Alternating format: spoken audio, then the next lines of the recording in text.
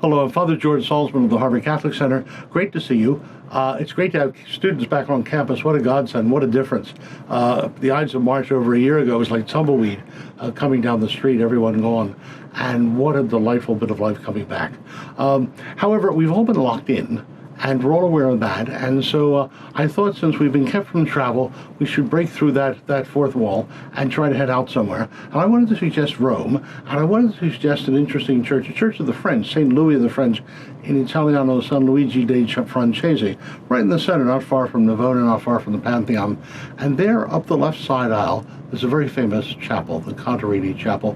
When you go in, you go up the left aisle, to looking left. It has scenes from the life of St. Matthew by Caravaggio. Caravaggio, the great master of light and of shade. And particularly as you turn into it, on the left side is the calling of Matthew. So there he is in very ritzy clothes, because he always took a cut from the tax collecting of the taxes. And there is Christ calling him. And Christ has his arm out, captured beautifully in light by Caravaggio. And he's saying, as we all say, sort of the universal symbol, do you really mean me? He's pointing to himself, quizzical, do you really mean me?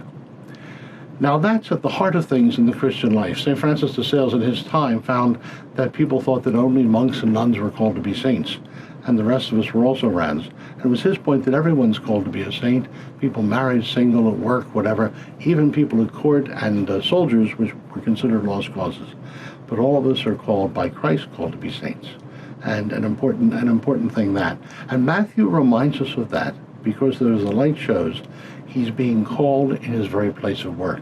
He's being called in the everyday. He's being called here and now, and so are each and all of us.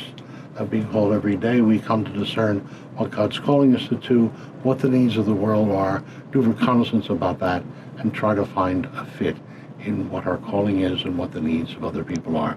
What a crucial thing. So I wanted to recommend your thinking. We just had the feast today of St. Matthew, taking him as your patron and saying yourself, do you really mean me? And God really does. And God really does here and now call you to be his disciple and to learn to be Christ's disciple. The other matter is there's loads of it. Our e-blast sent out as the year begins.